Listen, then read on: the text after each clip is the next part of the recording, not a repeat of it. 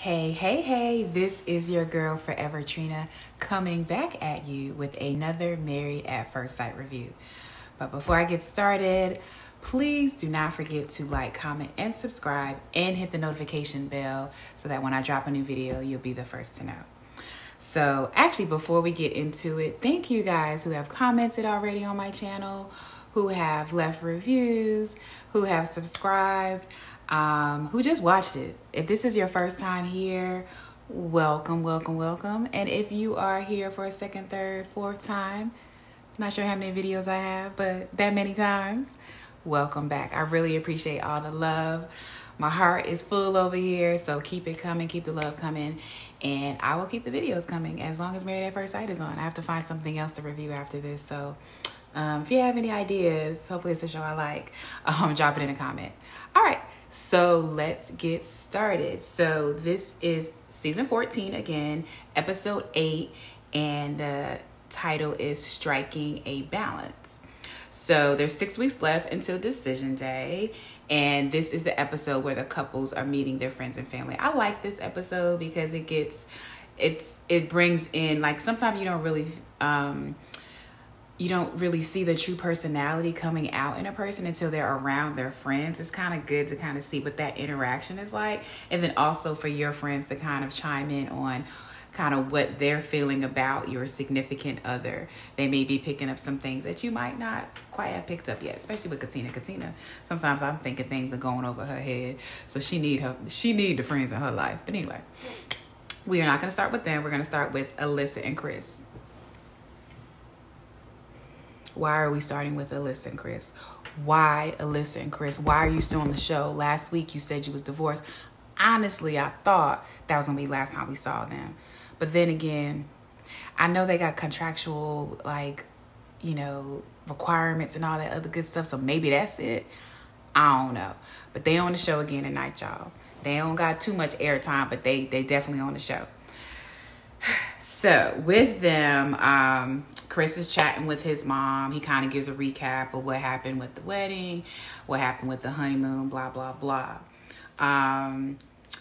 Chris is mad, he's frustrated, he's disappointed, and I feel him. Like, he was there he wanted a wife. He wanted, a wife, and he wanted it to last more than, I don't know, how many days did it last? Maybe 6, 7, 8, I don't know. He wanted it to last more times than it did, and mostly he wanted the person that he was matched with to at least be in the process. Like, Alyssa was not in the process. She did not try at all. Point blank. Period. So Alyssa's talking about, I've been robbed. Chris kind of been robbed too.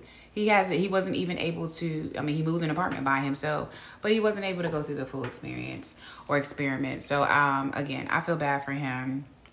His mama's always going to be on their son's side, but in this case, she's warranted in doing that. She's just like, well, better for you. But definitely, Chris, I'm sure you're going to have some females dropping in your DM.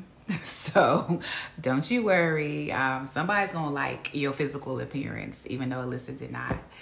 So later on, Alyssa and friend meet up, and she's kind of giving the recap.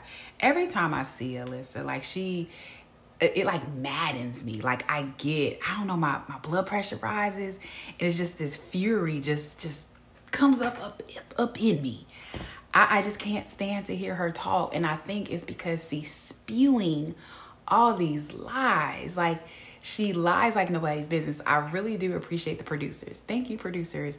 As she was lying to her friend, the producers were going back and showing clips of, I forgot what she said. I think she said something like, I was trying, and the island or the resort was but so big. So if he wanted to talk to me, he would have came to talk to me. He could have found me. Bitch. Did you hear? You literally was tell the producers, don't let him come over here. I don't want him talking to me. I don't want him sitting next to me on it was a 4-hour plane ride over to Puerto Rico. You actually have producers sitting in between you and him. So really, you wanted him to talk to you, and if he wanted to talk to you, he should have just came and found you. No, you did everything in your power to make sure that did not happen. So just listening to her, it's like, you know, when someone's scratching up against like, it makes that screeching sound. It was like my ears were bleeding listening to her. So I'm glad the producers were just like, yeah, you said this to your friend, but this is what we take. This is on tape. This is on video. Bitch, we got you. So it was, again, I cannot, she just triggers me. Her whole personality just triggers me. Even the fact that she was just like, yeah, this is the friend that she rescues dogs with. I was like, okay, so you treat dogs better than you treat human beings? That's a trigger for me. You're kind to dogs. Or not even dogs, animals. I think she said rescues animals. But you treat a human being this way? That's a trigger. That's a whole trigger on a whole nother level that I don't even have time to get in today. But that's a trigger. Anyway, she keeps talking and talking about, you know, this and that she tried and it was his decision. And that's what I don't know if I said it, but I was just like, she is not, I was hoping she was going to say I want a divorce, but it was like she was waiting for him to say, because she didn't want to look like the bad guy, even though she's been looking like the bad guy. She's going to realize that after this show airs that, yeah, your tail, you showed all of your tail. And they caught it on camera too. Because I told you they got them hidden cameras somewhere. The way them camera angles was going, yeah, they got your tail when you didn't know about it. So, yeah, I did not like the lying to the friend. Love the replays of the producer. Kudos to y'all. And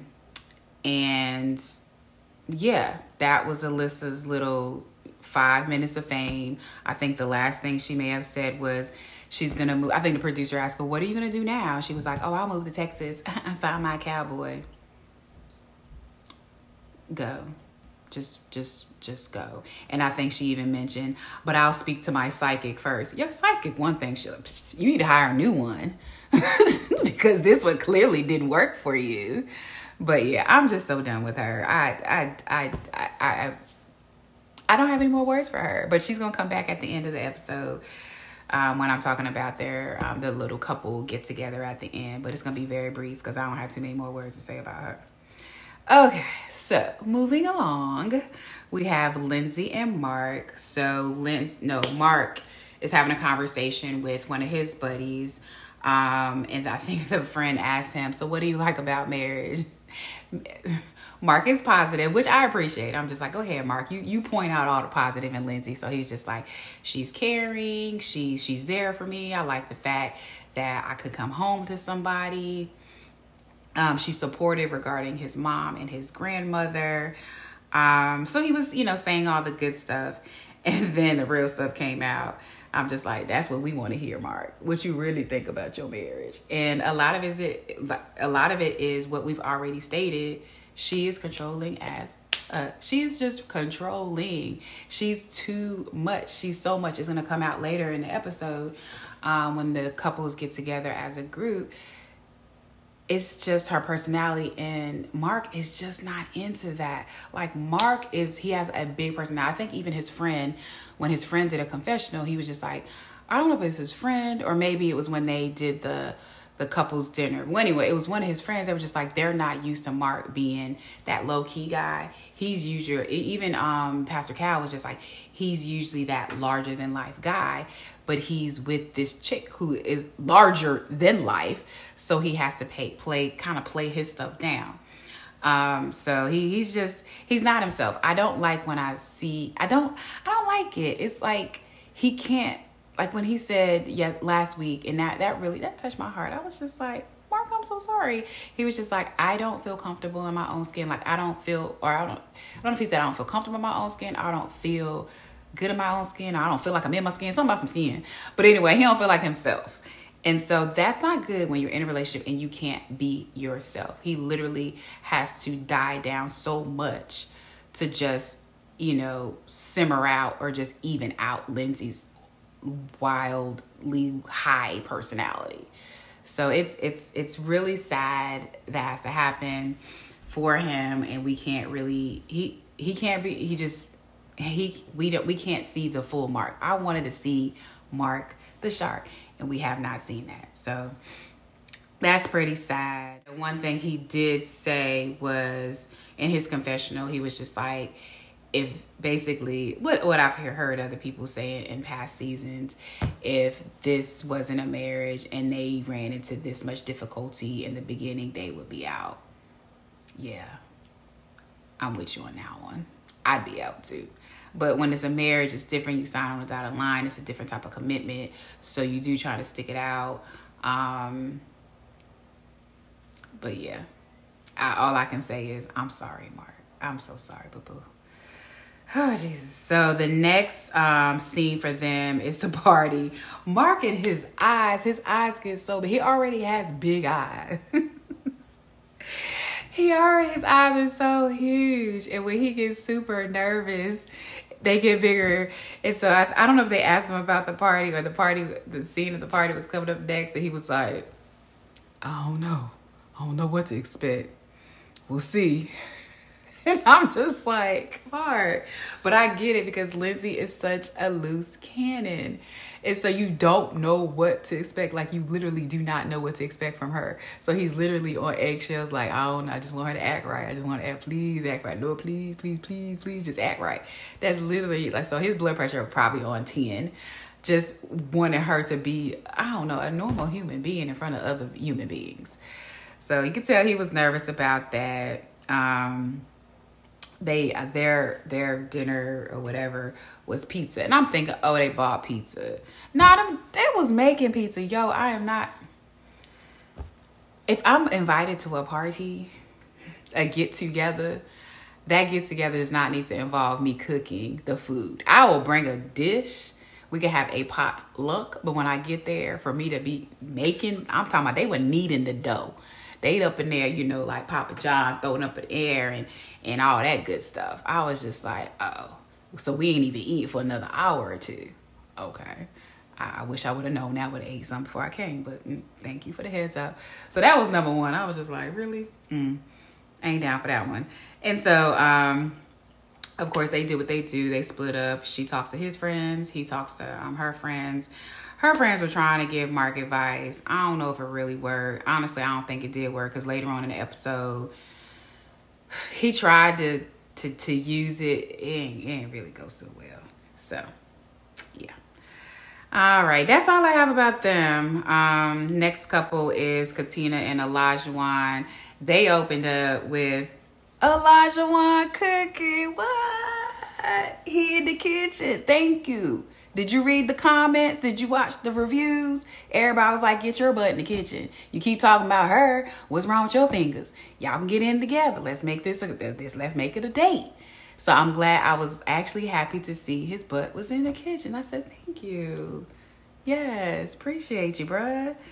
So Elijah is then with his friend talking about, and his friend, I actually like his friend. I think I remember him from the wedding.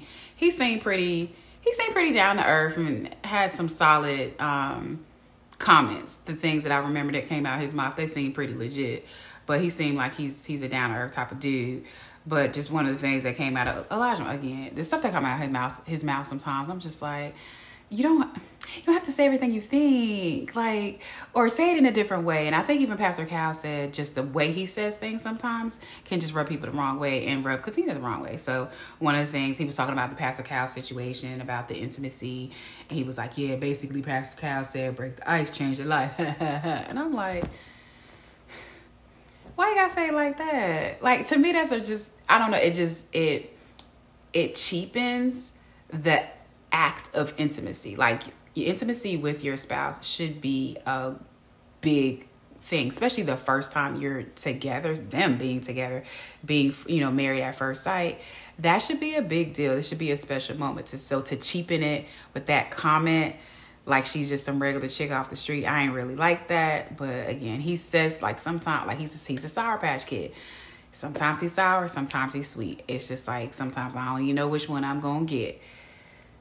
So in that comment, I got the sour.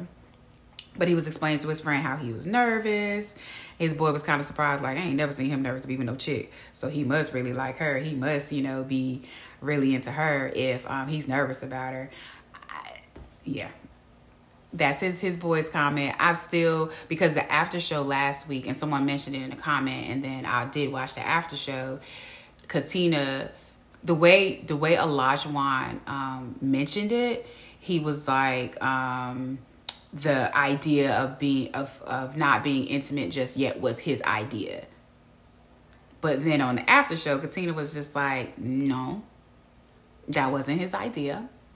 That was a mutual decision. So hearing him talk to his boy, I was just like, Elijah, you're lying, or you're wildly stretching the truth, which I got beat for when I was little. If I did not tell the whole truth, I told half the truth, or I left the truth out, live omission. Yeah, I got beat for all of that. All that's a lie in my book and in my daddy book, because he ain't go for that.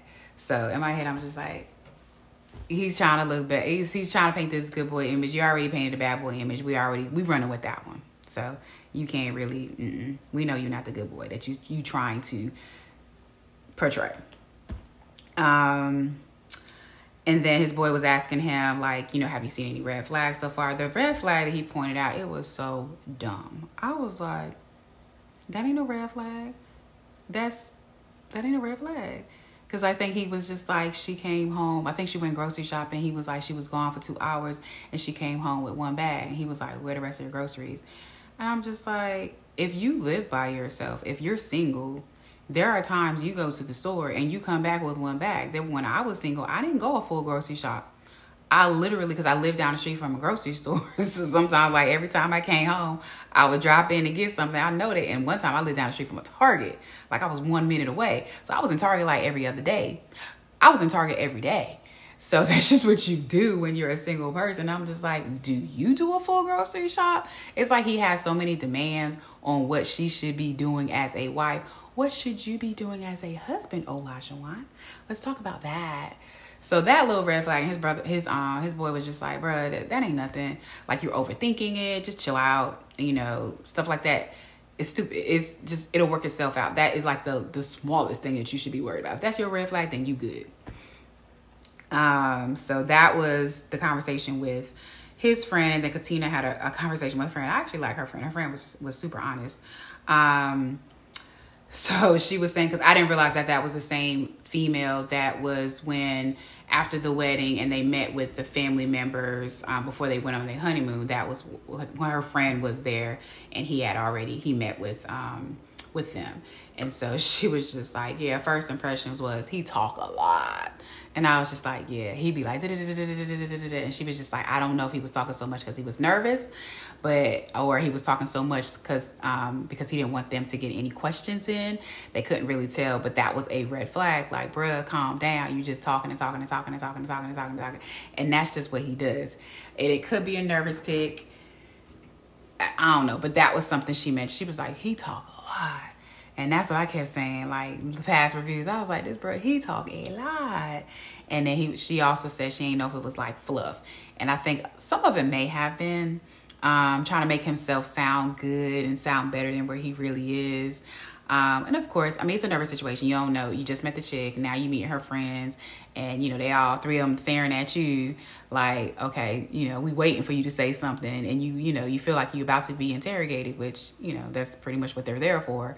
So he might have been on guard. And that's just his, when he talks a lot. And I think it is. When he gets nervous, he may just talk. You know what? He just talk. It ain't nervous. He just talk.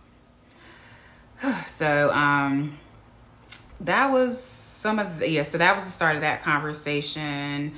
And then another thing that came out, see, these producers, the way they be cutting and editing and putting things here and there, they left this one out, unless I did not hear this, unless I missed this. But this one's a really big one. I don't feel like I would have missed. Because the friend was just like, have y'all had the conversation about the fact that you're the first black female that he's dated? I said, what? You said what now? The first black? The what? Roll it back. I didn't quite catch that. And so of course this episode, they were playing clips back like, whoa. They were just like, okay, such and such said this, roll the clip. Let's see where he said it at. And so, because the way they cut it initially was he was just like, I'm trying something new. So you're thinking, oh, I'm trying marriage out. This is something new. And her friend was just like, this is marriage. Something you just try out. This is something that, you make a conscious decision to do this. It's not just a thing. And so the way they showed it on the clip tonight, it was like he was saying, I'm trying something new. Like, so basically I'm typically with women who are not Black. And so now I'm trying something new. Yeah, that's different. And so her friend was like, did y'all have that conversation? And she was like, yeah, we had that conversation. And Katina was staying by her man. Like, she Elijah to the fullest. Because the friend would say one thing, she come back with this. And then I think Katina even mentioned, well, he's half Irish, or he has Irish in him. You see his mohawk. I was like, what a mohawk got to do with Irish? I done seen plenty of mohawks on white, Black, lots of colors, not lots of nationalities. So I don't know how she put that correlated that together. But anyway, and then she was just like, her friend, she was like, no, he's still Black. Yeah. You can be half Irish. You can be a quarter Irish. You can be 75% Irish. You got Black and you Black. Do you not know during slavery days, if you had a drop, you were Black? You already know, chick. You know. And she was like, and he looked Black. Let's not play these games. The point is, you are the first Black female that he has dated. And then she even went on to say, well, I am the first Black female that he has dated seriously. You're the first Black female that he has dated. So basically he messed around with Black chicks, but he just didn't date them. Is that don't make that no better. So you trying to, I don't know, plead his case for him. It ain't helping me anyway. I wasn't buying it. I was just like, he is what he is. The jury for me is still out on Elijah. He says a lot of stuff I don't like, but then he does say stuff every now and again. Every 5 scenes, he says something more intelligent and logical that makes me get back on board with him. Not all the way on board. It's like on board, but with a side eye. So again, the jury is still out for me on Elijah. I don't like a lot of the things he says. I don't like how he speaks to Katina sometimes. But even with the friend, I think it was later on when they were at the party and the friends were talking, the friends mentioned that she's very patient. And I was like, that's what I'm seeing in her, because he'll talk out the side of his neck, and she's pissed off. She's truly pissed off, but she just kind of gets quiet and she just says, okay. So that's the patient side of her. But she, he keep coming at her like that, he probably gonna get cussed out at some point. I think I do see that coming. So that was the conversation with her friend. Then they had the party where her 2 friends came over. His boy came over.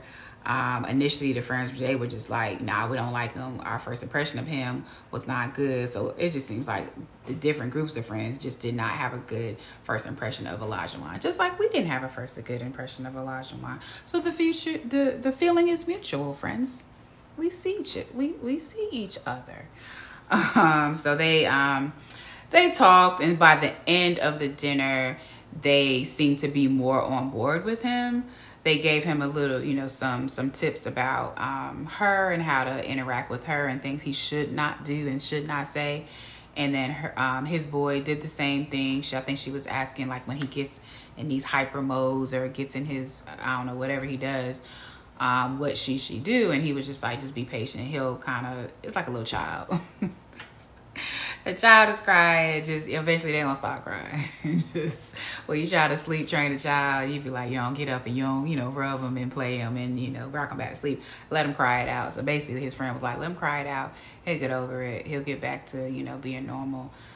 Just let him do him for a little bit. So that was that advice. But by the end of the party, her friends seemed to be on, but they was just like, but let something happen, we will pop off on him. Like, we will. We coming for you. So they definitely made it very clear, don't mess with my girl. But, for right now, you good. So the last note I have on them is Elijah cut his hair. And so I did see this. It was, I don't know if it was it might have been a preview, or it was on, I don't know, it was on something. So I saw that he cut his hair. I just didn't know when, but it just showed where he cut his hair. And I think he mentioned, you mentioned you like that Michael B. Jordan type of look. So I cut my hair, and I was just like, you are not in no way, shape, or form Michael B. Jordan. You are not. It will take a lot for you to be him.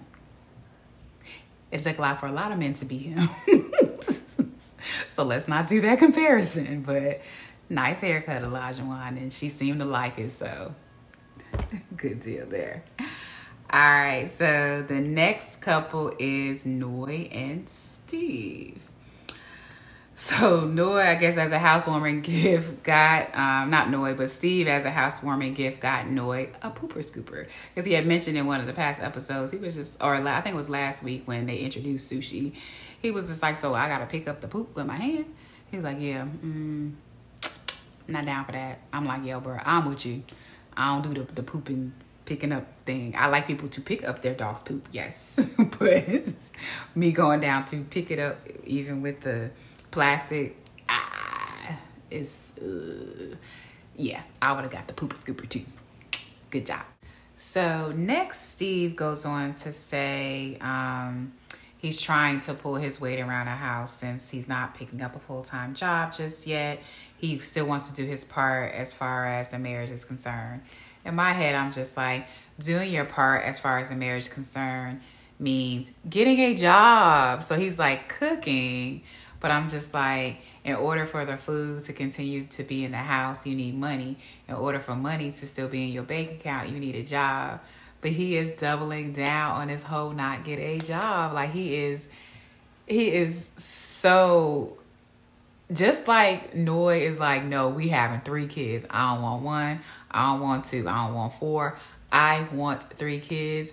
He is the same way about this job. He was like, I don't want 1 job. I don't want 2 jobs. I don't want 3 jobs. I don't want no jobs. He's just like, I don't want a job. And he mentioned, I want to live life on my own terms.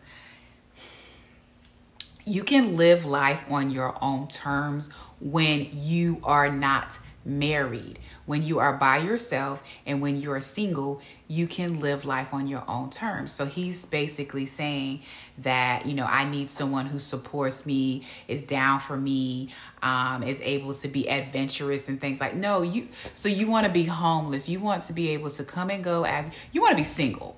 That's what that sounds like to me, because I understand supporting your husband and supporting his dreams, but I have yet, and maybe they're not showing this, I have yet to see you put pen to paper to show her how your finances are looking and what your plan is. She needs to see this. The plan can't be up in your head. The plan needs to make itself down to a piece of paper, preferably a spreadsheet of these are my finances. This is what this is what I'm doing. This is what I have in mind. This money's coming from here. This is how much I got in the bank account. My credit looking good. She needs to have a whole financial conversation with you, and she needs to know what your plan is. You saying, oh, we good, I'm good. She doesn't know you. So to say you're good and for her to hold on to that, that's not enough. And so it just listening to him and how he was just like, I need someone to be able to support me. Don't come with that crap. Don't do that, Steve. No, ain't nobody, no one's going to support you off of that. That's like going to the bank and wanting a loan and you ain't got no business plan. Bro, get a life plan together, present it to her, and then maybe she'll feel a little bit better. She just needs to know. And so I was really like, Steve, are we playing the victim? Right? There's so many victims in this season. Steve, are we adding you to the victim bandwagon? My good, yeah, that bothered me. Shoot, that bothered me. He mentioned something about I'm responsible for myself. When I need money, I can go out and get money. When I heard him say those words, I'm just like, again, it screams single man, single person. You can do these things as a single person, but as a married person, someone with a spouse, someone responsible for other people, another person, and eventually y'all gonna have some little people, so responsible for them. You can't live life like that. You can't live life on a whim and like, oh, we don't have money for diapers. Let me go out and make this logo and this design this website real quick, and then we can get diapers for the baby. Nah, it doesn't work like that. And he may be fiscally responsible. I don't know, but clearly Noy don't know neither. So this will continue to be contention in their marriage regarding this until a well laid out plan is presented to Noy. So enough about that. The next scene for them is their dinner. It was a very nice spread. I like that they both chose to make meals that were from their culture. So it was authentic food from their culture. So I thought that was really cool. They did show a scene where they exchanged gifts. So like in an earlier episode, I was just like, this is the only season where I haven't seen the couples exchange gifts when before they got married. Because usually the wife gives the bride gives the groom a gift, the groom gives the bride a gift, and I didn't see it. The only ones we saw that with Alyssa and Chris. Like because I think I mentioned I was like the only one non-deserving of a gift got a doggone gift.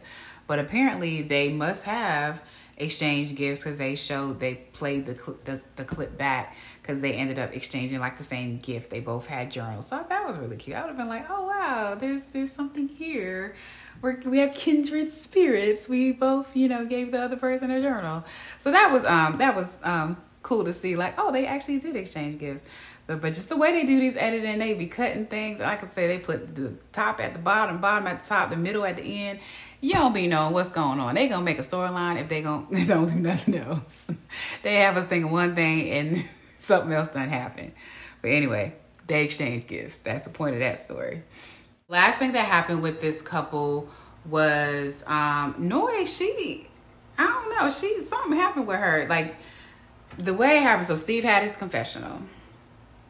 And he said that Noy is supposed to cook him dinner. Apparently, he had been doing most of the cooking, which you should be. If you ain't working, I'm going to need you to do some housework.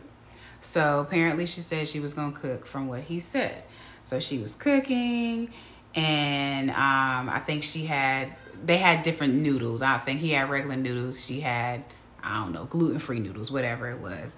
And so I guess he thought, if you're saying you're going to cook a meal for me, that you're going to cook the noodles. So he went over to the stove, and her noodles were cooked or cooking, and his noodles weren't. So maybe he mentioned something.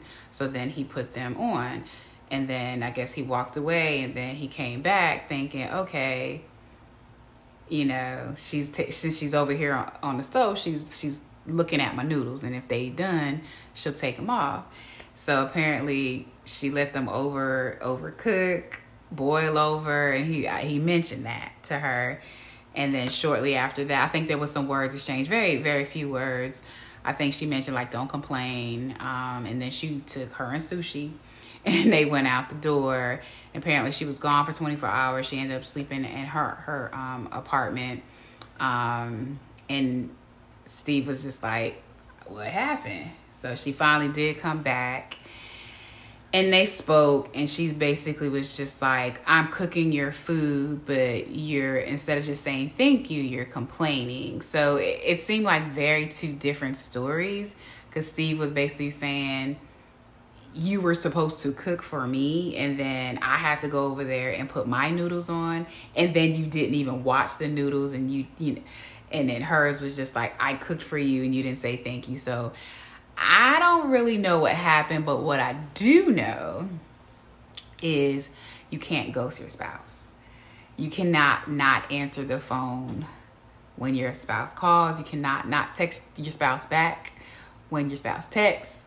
You can't just walk out the door when you're upset, especially over some doggone noodles. That's not a way to handle conflict. So I'm a little disappointed with Noy in doing that. Steve seemed to be very patient and very giving her a space and very understanding, but then also very clear that this is not the way that we handle conflict. And then also he mentioned when he woke up the next morning, he saw a post on social media from her regarding, it was alluding to, you know, a bad relationship. And he was just like, that's another thing we don't do. He was like, some of my friends and my family, they are friends with you on Instagram. So when they see stuff like that, they're going to ask me, what's up? And so she did admit, yeah, that's something I probably shouldn't have done. So just, yeah, this situation, it was weird because I don't really know what happened. You hear him say one thing and then you hear her say another thing. But what really happened? And then I'm like, if that's what y'all fought over, that's dumb. That's dumb. Like y'all want to know some fights? Y'all need to come up into this household here. We can show you some fights. We be fighting over some real ish. Y'all be fighting over you ain't turned the noodles down. I wish I was fighting over some doggone noodles. So, hey, that's what they fought over. That was a big thing. But it is a telling sign of how she handles conflicts or how she doesn't handle conflicts. And how she communicates or doesn't communicate. So this is definitely something that Steve needs to keep an eye on. And then also Noy needs to recognize about herself and how she handled this situation so that it doesn't happen again. Because to me, that was extremely childish. Like, extremely childish. So that was really, really interesting. He didn't have the opportunity to explain his side of the story. He didn't have the opportunity to say, oh, my bad. Just nothing. So just that whole silence thing. I'm the type of chick where I don't like ghosting. I don't like silence. Say some words to me. Say something. Cat, dog, kiss, butt. Say something. I need you to use your words. Your mama taught you to use your words. Use your words. So, again, I'm totally on Steve's side for this one. Noy, I fear she was very, very immature in this. And hopefully they both grow from the situation because it wasn't cool on Noy's part. Ready? Next couple, Jasmina and Michael. So Michael and his sister, they meet up for a conversation. Michael gives a recap of the different conflicts that they've been having. I like the sister's advice. I really like this sister. I don't know, she gives me, I don't know, she got good vibes. It's something about her. She just seems super dope. I don't know, just something about her. I just like her. I don't know, her spirit, her aura. I don't know, she's really cool. But she was saying to Michael that she doesn't know you enough to put her trust in you. So with that, her walls are going to go up. So I like that statement because, that's similar. I don't know if you could say that about all females. You could definitely say that about me. I can only speak for me on this part. When I don't, especially if I did not know the person, clearly I'm not just going to trust you without some evidence. You need some type of evidence, some type of, you're building some type of case to decide, is this a trustworthy person or not? And so all Jasmina is seeing is, I guess, the way he's talking to her or how she's perceiving him talking. Actually, he lied.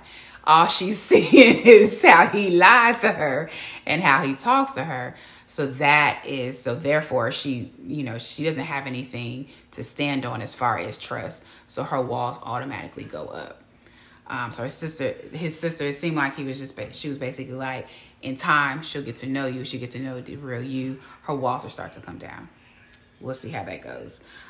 So they were prepping for the housewarming that they're about to have with their friends and family. Michael was joking around with her, which was really cute. So it was good to see them back on better terms after the conversation with Dr. Cal, or Pastor. I don't know why I keep calling him Doctor. Pastor Cal. I can't say that they're 100%, but at least they're talking. At least they're kind of, bantering back and forth. So that's a good sign.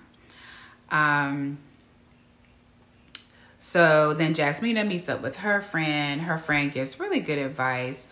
One thing that she said, yeah, I'm going to talk to my friend. She's been engaged for 8 years. I was like, hey, what? You've been engaged for 8 years? Am I the only one think that's weird? 8 years engaged? Are y'all planning the wedding? Do you want to get married? I just thought that was a bit weird. I'm going to get advice from my 8-year engaged friend. Okay. Anyway, just wanted to point that out. Maybe I'm weird for thinking 8 years engagement is a little bit much, but whatever. So again, Jasmine is recapping everything. She was just like, when he thinks he's right, he's right. Her friend was like, you the same way. She was like, no, I'm not. And then she was like, yeah, you are. And then she was like, well, I mean, I do admit when I'm wrong. She was just like, not always. She said, because I'm not ever wrong. So there within lies the problem. She don't think she ever wrong. And then clearly Michael probably don't think he ever wrong. So y'all are going to bump heads. So unless someone is willing to back down, you're always going to be at odds. You're always going to be at odds if you have two personalities like that. So the friend basically called her out like, chick, you like that too. Don't be blaming that on him because your butt like that. So I'm glad the friend, like the friends on this episode, they was coming with it. They wasn't holding any punches. Even when Alyssa, I just hate her name coming out my mouth. Even when that girl was talking to her friend was just like, I really wish that I met him so that I can get to know him and form my own opinion about him and to know if it was just you being hard, because you have been hard on guys. And so it was good to hear her friend basically say, chick, I know you and I know how you are with guys, and that's probably what happened. And I hate that I wasn't able to meet him to make that that decision about him for myself. So yeah, her friend, she know her. So these friends, I'm liking them. They really coming with it, and they really holding their friends to the fire. Like, I know you. I know what it takes to be your friend, to be a friend with you. And so, and I know you're in relationships. So this is probably what really happened. So you probably need to check yourself. So I do like that. They're just like not on, just like my friends. They don't automatically just jump on my side. When I tell them something about whatever it is, they don't automatically be like, yeah, girl, you right. I would have done that too. He's so wrong. He shouldn't have done that. No, they'd be like, Trina, what'd you do? They'd be like, that sound like you. Or did you do this? Or did you say that? Or did you say that, Trina? You shouldn't have said that. So they're asking me questions about what I said, what I shouldn't have said, and how I should have handled it. And those are the friends you need in your life, who are not always going to jump on your side. You need someone to say that your ish stinks sometimes. Point blank period. That's what you need. If everyone is always on your side, you got the wrong group of friends. You need people in your life going to help you to grow, not stay where you are. So I'm so with the friends on this episode. I'm like, yay, go friends. So her friend was telling her about herself, and I was with it. So then they had their party. I like that they were laughing. They played charades, and they seemed like they were having a really, really good time. And then I saw Mr. Feeney, the little dog. Where'd he come from? I thought he was at the baby daycare or something, or the dog daycare. He back? It fell through? Did she decide to keep the dog with her? Yeah, that whole dog situation of using the dog as an excuse to take off, Jasmine, you could have done better. That was on you. But anyway, Mr. Feeney was in the house. The games of the charade, it was cute. They were talking about, before the game even started, they both were like, yeah, I'm mad competitive. He was like, yeah, I'm mad competitive too. And then at the end of the game, Michael lost, and he was just like, I mean, it's not about winning and losing. It's about having fun. That's what it's about. And I was just like, classic. That's a classic statement that a loser says. It's just about having fun. At the beginning, they just like, yeah, I got you. And then at the end, they like, but I mean, it's not about that. So that was real cute. I do like that interaction. It seemed like they had a really good time. Michael and Michael's sister and Jasmina, they went and kind of chit-chatted again. I am so team Michael's sister. She's so cool. And so they kind of chit-chatted. She gave Jasmina some advice. Like Jasmina, disclosed some stuff and how, they had some friction. all stuff that the sister had already known. And she gave her some advice. And she also had mentioned, you know, I like that you are a strong female. I feel like that's something that Michael needs. I hope Jasmina and Michael are able to make that work. I know his sister said that's what he needs. But does he know he needs that? Maybe that's the question. Does he know he needs someone strong in that way? Love the sister. Their party was great. Going on to I don't think I have any more couples, the bowling. So all the couples, they got together and they went bowling. This was not bowling. Is this Boston bowling or something? I forgot what they called it. I ain't never done that before though. It was the ball was smaller and the pin, they had a different shape. They were more straight, but that's what they did. The initial conversation was kind of weird. Like Lindsey, she being Lindsey, loud and inappropriate as always. Katina side-eyeing her. But then Katina mentioned something. I don't know, Lindsey said something to her, and then Katina was like, basically, shut up talking to me. You know we ain't talking anyway. I ain't trying to get in a fight with you on camera again. So I was just like, yeah, we fighting? I mean, I know y'all had some altercations, but I didn't know this was a thing. Like, this is what we doing? So that was, And of course, Mark over there like, please don't say nothing. Please don't say nothing. Please, shh. Lord, please, Jesus, baby Jesus, don't. Please silence her voice. He was over there scared. But this is the scene where Chris announces the divorce. The couples aren't really surprised. I think it was Steve, when they went to the confessional for him, he was like, this don't surprise me. And then I think Elijah's confessional, I mean, we already knew how he felt. He was like, she ain't trying no way.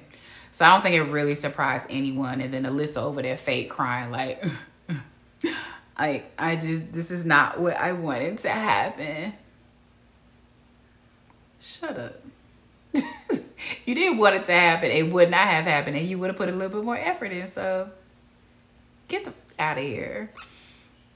And she lying again, talking about she tried her best, blah, blah, blah, blah, blah.